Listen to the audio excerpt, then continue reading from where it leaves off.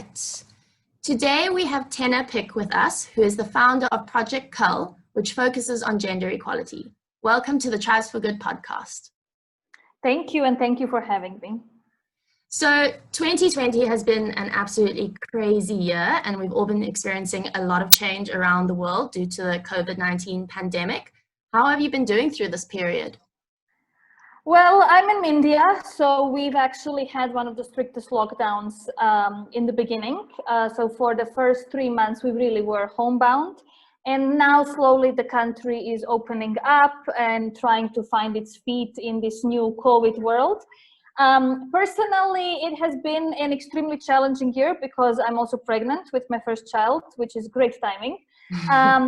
But work-wise, it has actually been a year of opportunity, I would say, because for a lot of people, the realization came then to reach the sustainable development goals and to even talk about any kind of development. This year has taken a big step back and taken us a very far way back. So there is a new realization that we need to be more holistic in our approach to development, intersectionality, gender, resources, and all sorts of different things that kind of encompass the sustainable development as a whole. So in that sense, it really was an opportunity, and it also has shown us that the world is tiny and very well connected, actually. So with all of the telecommunications and internet and so on, it really has expanded and broadened even Project Kal's scope of work, which I don't think would have happened otherwise. So yeah, opportunity in chaos, I would say. Yeah, I definitely understand when you say like India's got a very similar economy to South Africa. So we also had an extremely strict lockdown for 5 weeks. Like we couldn't go out even to exercise. You could only go out for medical care or to go to the shops. So it was an extremely strange time, but it also really highlighted the inequalities in South Africa. Yeah. And I think it also really highlighted the privilege that a lot of people have and how they can use their privilege to sort of help people that aren't as privileged as them. So although it's a really terrible situation, I agree that there has been a lot of opportunity to come out of it, and a lot of goodness has also come out of it. Definitely, and we have seen that here as well, in particular with how people have been organizing to support migrant workers, for instance, or house help who was left without jobs, down to buying from your local vendors rather than supporting bigger chains, supporting small businesses, small artisanal businesses, down to even organizing in our communities to, you know, feed the street dogs that all of a sudden were left without anything because all of the stores were closed. So it really got that sense of community that I think has been missing in most big urban centers for a long time. Yeah, it's the same in South Africa. There's been such a big drive to support local. And now that our interprovincial borders have opened up, there's such a big drive to see our own country now, which a lot of people in the past were like, oh, let's go to Europe rather, let's go to Asia. And now everyone's like, wow, South Africa's amazing. Yeah. It's really good. So I've given everyone a little bit of an introduction to you, but could you give us a short introduction to what you do, who you are, and how you got there?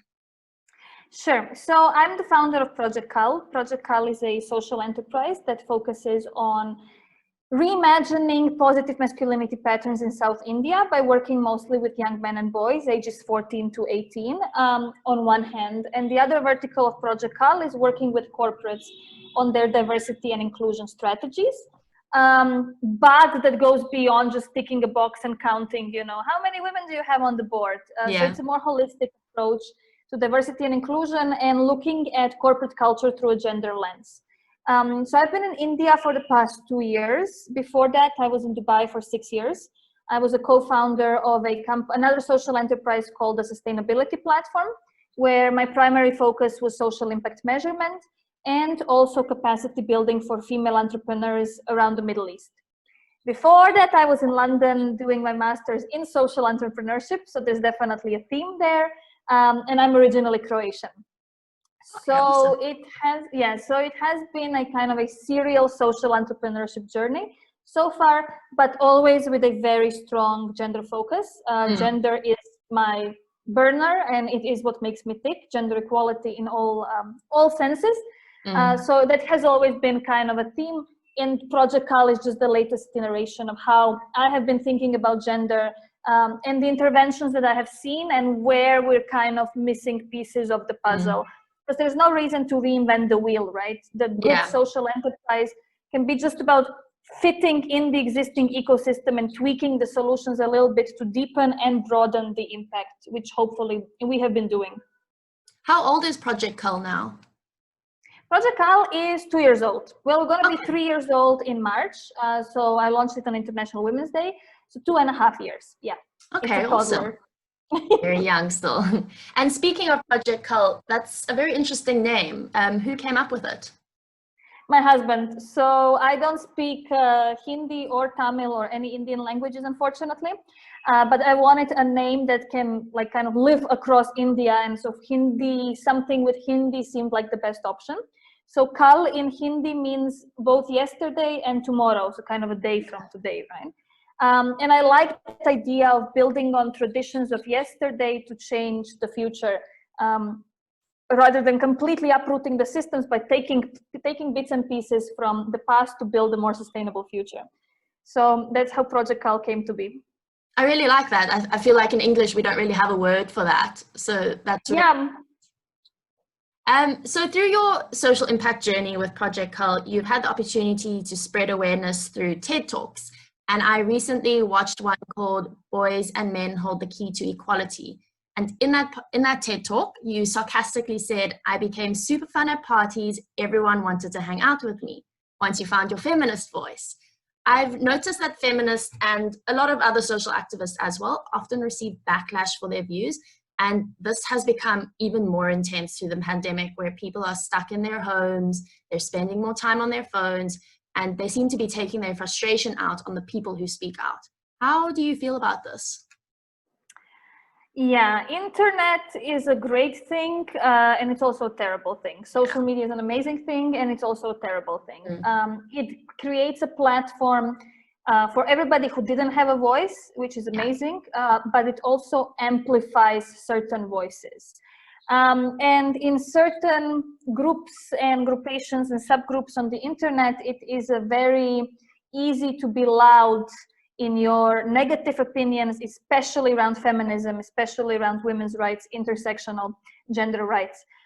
So that became part and parcel of working in any kind of activist space, but in particular, if you are a woman on the internet, that is absolutely, absolutely a fact.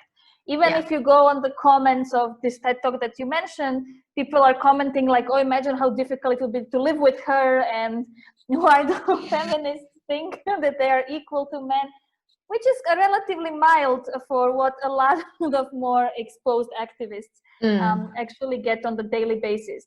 It really has become just part and parcel of being public and vocal about your opinions.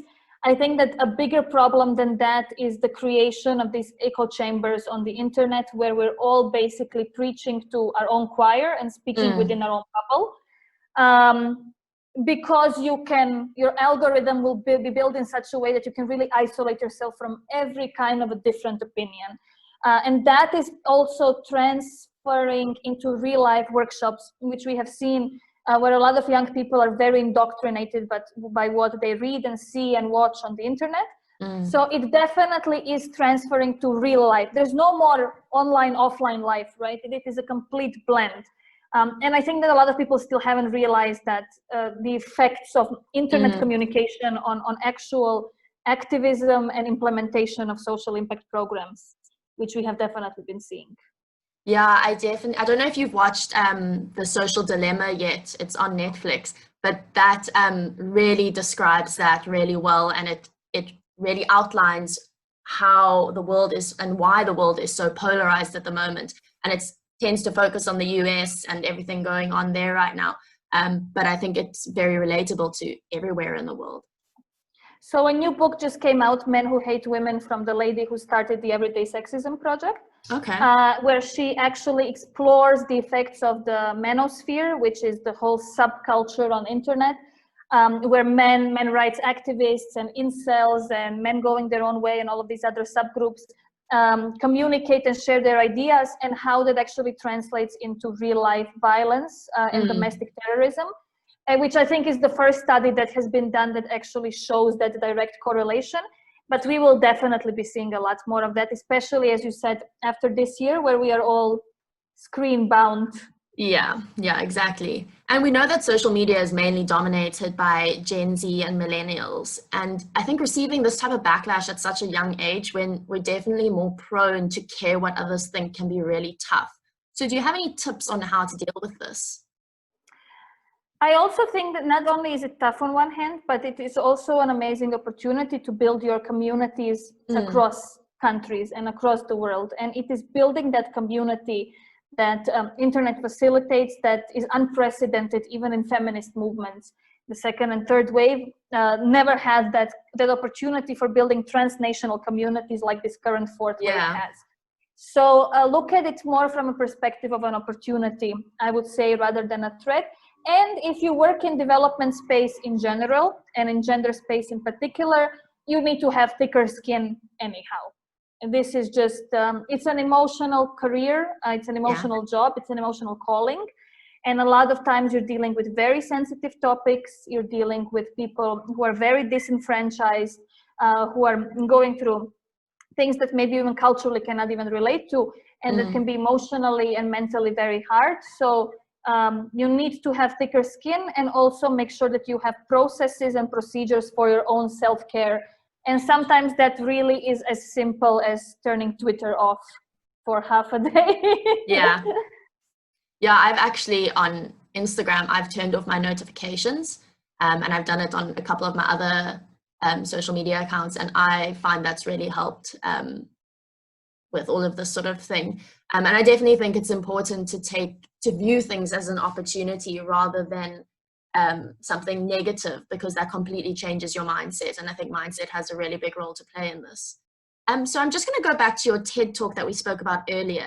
You mentioned the statement, "A man would never let a woman see him cry or be vulnerable," which applies worldwide, even in my own family, where gender equality is seen as a must in things such as education. Like my brother and I got very good educations, yet the men aren't encouraged to show their emotions or be vulnerable. So how do you think changing this narrative and allowing men to be comfortable in their vulnerability would enhance gender equality?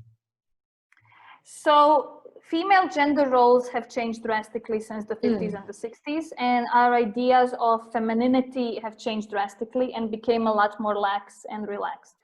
Our ideas of masculinity and male gender roles have not changed at all.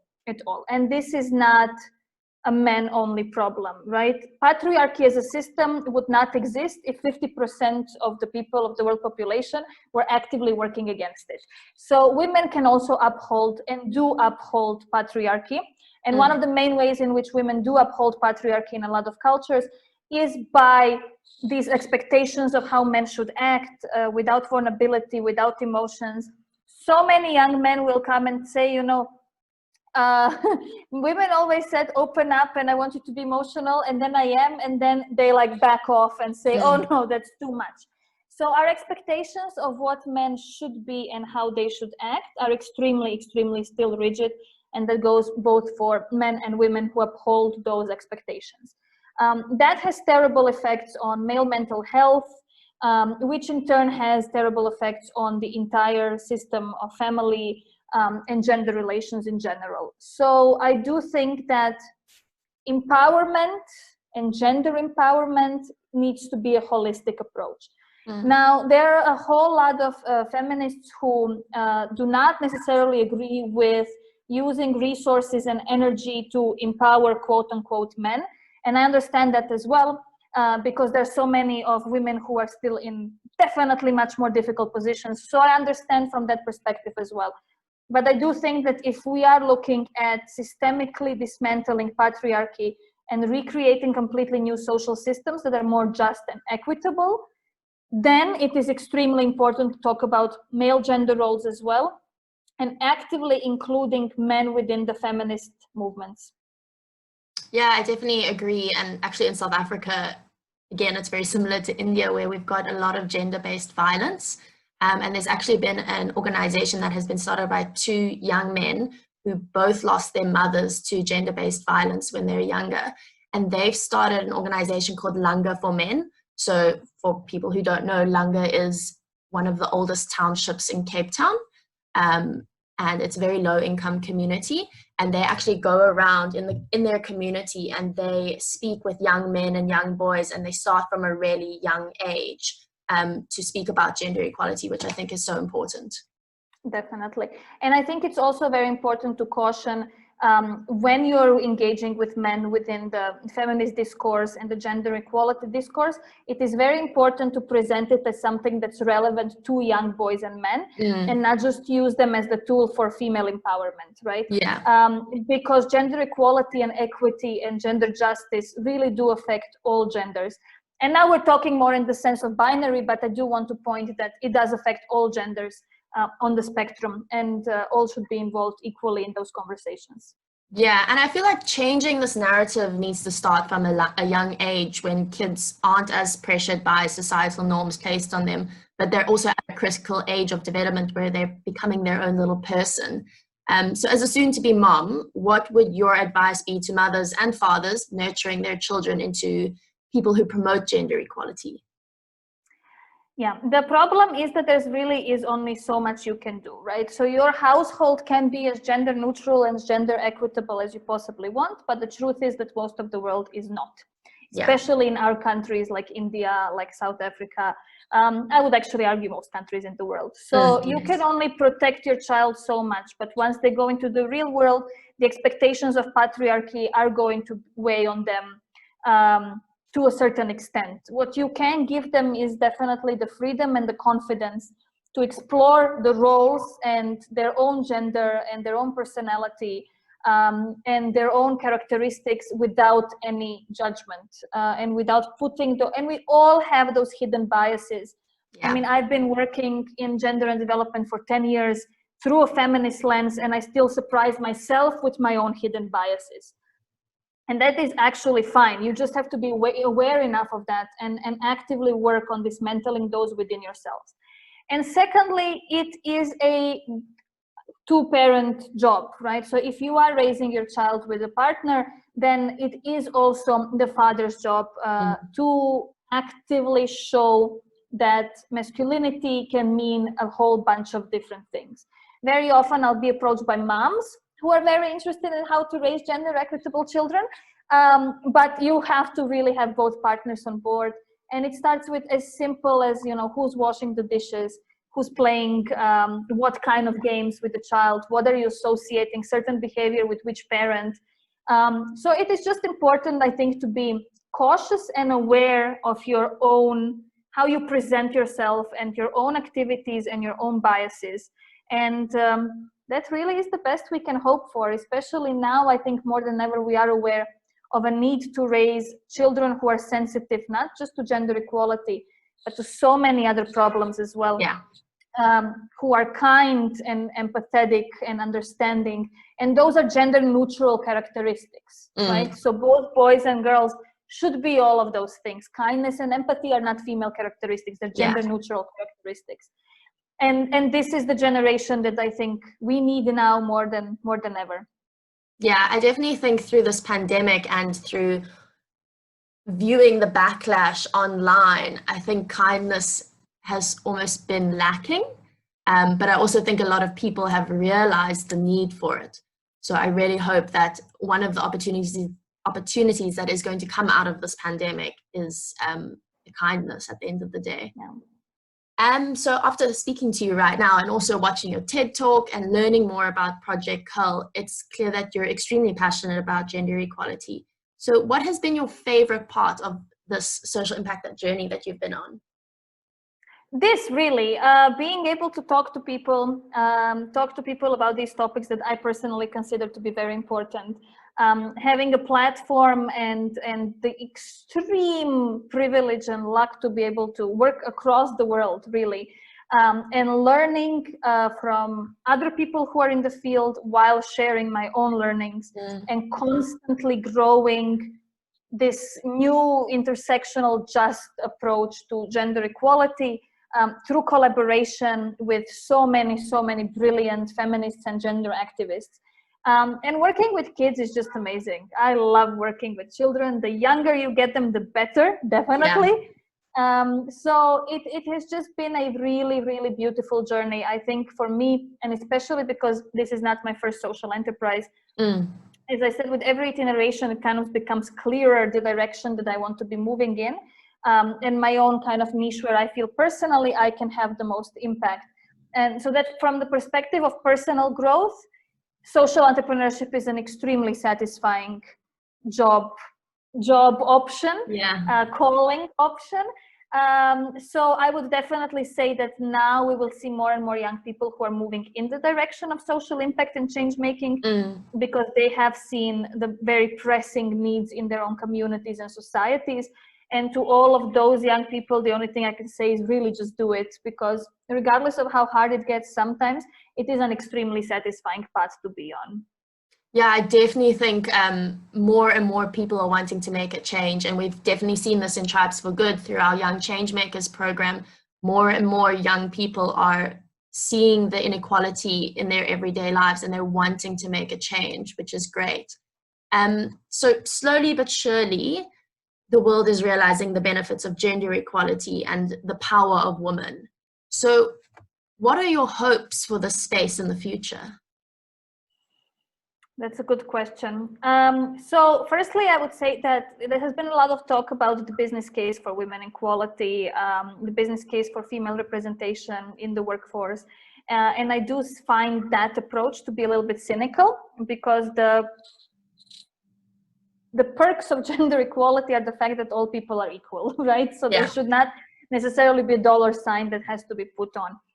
This year is also a year that leaves space for optimism, but there's also a lot of space for worry in a lot of cases, countries, and situations. We have taken a massive step back in gender equality. I do think this is going to globally set us back for a decade, if not more.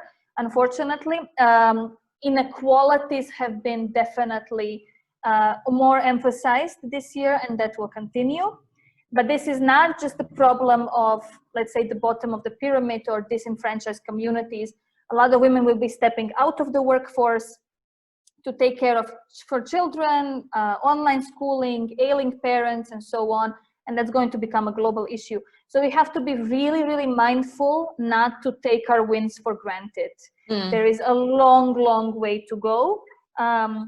And the interesting part is also now that the approach is really becoming more and more intersectional across the world, that is taking more holistic view at gender as a spectrum, all sorts of other inequalities that come into play, because there is no such thing as a unified female experience, right? They are all intersect with a whole bunch of other things. And looking at it from that perspective actually allows us to create more sustainable interventions. Big opportunities, again, going to be grassroots activism and grassroots initiatives that are started by Tribes for Good young change makers. We have seen across the world there is some kind of a version of that. And this grassroots community activism, I think, is going to be extremely important in the future, as more and more people are taking the responsibility in their own hands and are not really expecting, big organizations or governments to fix those problems for us. But yes, I think that we should not be taking our wins for granted, and proceed with caution and care, because these are really unprecedented times. And you mentioned that you think that we have been set back about a decade or so. Do you think that we'll be able to move forward a little bit faster and make up for that time now that we have we've learned so much over the past couple of years with regards to gender equality? Or do you think because of the effects of the pandemic, it's going to take a lot longer? I think that really depends on the economical and political landscape that we are entering, and how we enter this changed political and economical landscape. Because the learnings that we have for the past, let's say, gender mainstreaming has been in play for the past 30, 40 years, let's say, the learnings have not really been applied across the board anyhow, even until now. They have been used more by NGOs, grassroots organizations, and a couple of development agencies, but they have not been applied across the board. So I am a little bit skeptical whether or not bigger organizations and political systems will be willing to push this agenda.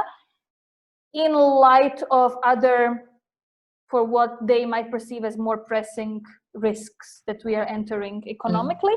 But I do think that people on the grassroots level are not going to be, like, we're not going to take another 50 years. We're not going to accept taking another 50 years, right? And understanding your own power and the power to push for change is now something that this new generation definitely has. They're not going to sit around and wait. They're going to take the equality they want. So I do think that there's going to be a little bit of kind of a chasm between the old school organizations and this very active young Gen Z activists and change makers. So it will be interesting to see. I think we are entering a transformative period, definitely. Yeah, I read a really interesting article that was sort of based on specifically Cape Town and how the sort of the city of Cape Town, the government organizations and the really big NGOs, like you mentioned, weren't fully equipped to use, like they didn't actually have the local knowledge to apply to the issue at hand, whereas the grassroots organizations did. They were people from within those communities and they had the local knowledge to address the root of the problem. And this article was saying that there needs to be more partnership between the grassroots organizations and the smaller social enterprises and then the government institutions. Do you think that that needs to happen in India as well? No, but I think it should. Okay. I definitely think it should. You have to understand that this comes at the high end of years of mutual distrust. And I don't mean just in India, I mean globally. There has always been a mutual distrust between massive organizations and tiny grassroots who are thinking that massive organizations are coming to take over their agenda and change their agenda and so on. And we need to get over that fear. And this is where the SDG framework also comes into play, especially goal 17, the global partnership goal, with also including the private sector. And then it's a whole new ball game because there's so much distrust between the development space and the private sector as well. But we do need to get over that because the grassroots organizations do have that local knowledge and those participatory methods of designing interventions that really create unbelievably deep impact. And it focuses more on depth of impact rather than the breadth of impact, which I think is really important. So hopefully these collaborations will start happening across the board on a bigger scale. But I also hope that bigger organizations will not do the agenda takeover and push their own agenda, rather support with their own bandwidth and their own capacity those organizations and those activists that are already doing amazing work on a smaller scale. Yeah, definitely. As we mentioned, this pandemic has really shown the flaws in society and people are waking up and they're wanting to make a difference. But especially for young people, they aren't really sure how or where to start. So do you have any advice for followers who are new to starting their journey and making a difference? So the most important thing is to first figure out what is the problem that you want to be focusing on. And that is not as easy as it sounds because the world seems very overwhelming and there are a whole bunch of different problems that we could be focusing on. So for me, it was always gender, but really it can be anything from climate change, animal welfare, menstrual health, what the education, really. There is a whole bunch of problems and most of them are also interconnected. Yes. So it is whichever problem you choose, you probably will be working on multiple pieces of the puzzle anyhow. But it's really important that you are passionate about that problem. Because when the going gets hard, and it will, it is a lot easier to drop if you just think, okay, I'm not that really passionate. I don't really care that much about that particular problem.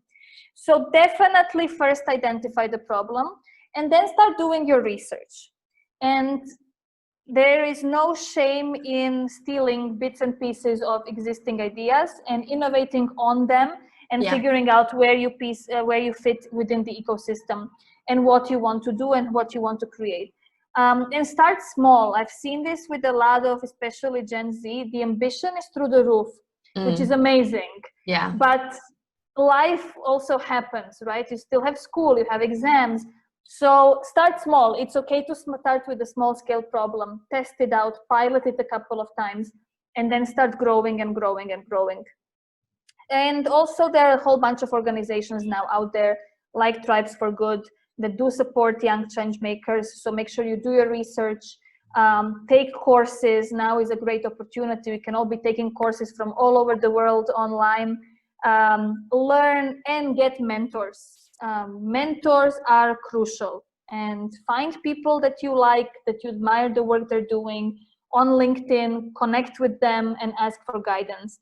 I think that for me, when I was starting mentoring and being really, really well mentored, has changed everything. Yeah.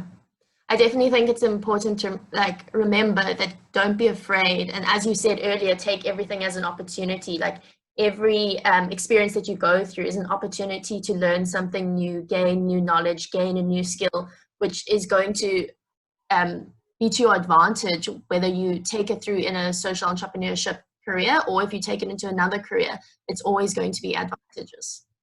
Exactly. And you don't have to be an entrepreneur to create impact. You Yeah. can create impact regardless of where your career path takes you. You can be a social entrepreneur within an organization. You can volunteer while you're doing whatever it is that you're doing. So whatever career you end up in, there is always scope for impact. Yeah, and you can also make impact in your daily decisions, such as like buying local, that sort of thing. Like it doesn't have to be a massive gesture. It can be small little things that add up over time. Definitely. And that probably means more than making one massive gesture anyhow. So definitely. Yeah. Well, thank you so much for joining us. Thank you for having me. This was really a lot of fun. Thank you.